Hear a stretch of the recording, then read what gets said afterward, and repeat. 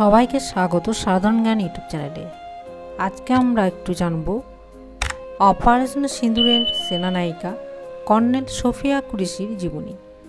Colonel Sofiya Qureshi ভারতীয় সেনাবাহিনীর একজন সাহসী অফিসার। আন্তর্জাতিক মঞ্চে ভারতের প্রতিনিধিত্ব করে দেশের নাম তিনি উজ্জ্বল করেছেন। অপারেশন সিঁদুর থেকে এক্সারসাইজ ফোর্স 18 পর্যন্ত জেনে নিন কর্নেল সোফিয়া কুরেশির কথা। সোফিয়া কুরেশি আজ যখন আমরা নারী সবলীকরণের কথা বলি, তখন ভারতীয় সেনাবাহিনীর কর্নেল সোফিয়া কুরেশির নাম গর্বের সাথে উচ্চারিত হয়। তিনি কেবল সেনাবাহিনীর পোশাকে দেশ রক্ষা করছেন তা নয়, কিন্তু আন্তর্জাতিক মঞ্চে ভারতের কণ্ঠস্বর তিনি হয়ে উঠেছেন। অপারেশন সিঁদুরের মতো আন্তর্জাতিক মিশনে ভারতের মুখপাত্র হিসেবে মিডিয়াকে অবহিত করার পাশাপাশি তিনি 18টি দেশের সেনাবাহিনীর এক্সারসাইজ ফোর্স 18 এর নেতৃত্ব দিয়েছেন।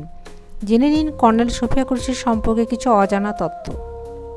সোফিয়া কুরেশি কর্নেল সোফিয়া কুরেশি মূলত গুজরাটের বাসিন্দা। তিনি বায়োকেমিস্ট্রিতে স্নাতক করেছেন 1997 সালে মহারাজা সিয়াজিরাও ইউনিভার্সিটি থেকে।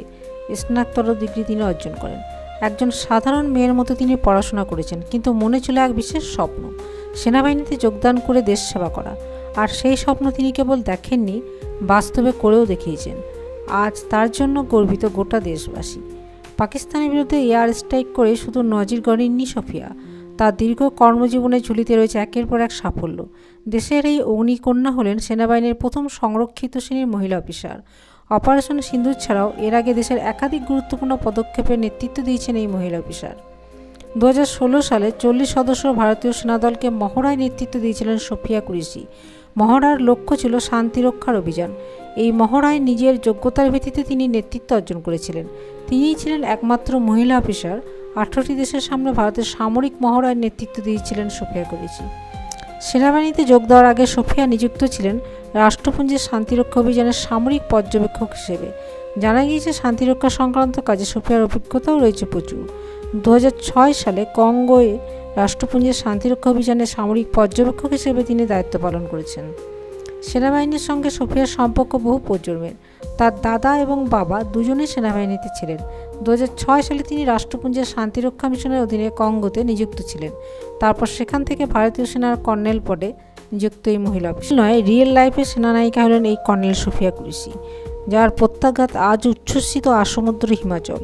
কর্নেল সোফিয়া কুরেশি ভারতীয় সেনার সিগন্যাল কর্পের আধিকারিক। তিনি প্রথম মহিলা অফিসার যিনি বহুজাতিক সামরিক মহড়ায় ভারতীয় সেনার কন্টিনজেন্টকে নেতৃত্ব দিয়েছিলেন এবং গড়েছিলেন ইতিহাস। আগে আজ পাওয়া গিয়েছিল খুব শীঘ্রই পাকিস্তানের বিরুদ্ধে প্রত্যাঘাত হানবে ভারত। সেই মতো মঙ্গলবার গভীর রাতে পাক অধিকৃত কাশ্মীরের 24 জায়গায় হামলা চালালো একযোগে 3 বাহিনী। জঙ্গিদের কোমর ভাঙতে দেশের এই ঐতিহাসিক মুহূর্তের সাক্ষী আর একবার ইতিহাস গড়লেন সোফিয়া কুরেশি।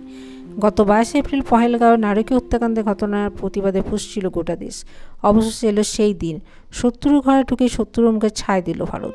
পহেলগাঁওয়ে মহিলাদের সামনে স্বামীদের হত্যা প্রতিশোধ নিতে মহিলাদের নেতৃত্বেই বদলা নিল ভারত। পাক জঙ্গির বধের নাম দিল অপারেশন সিঁদুর।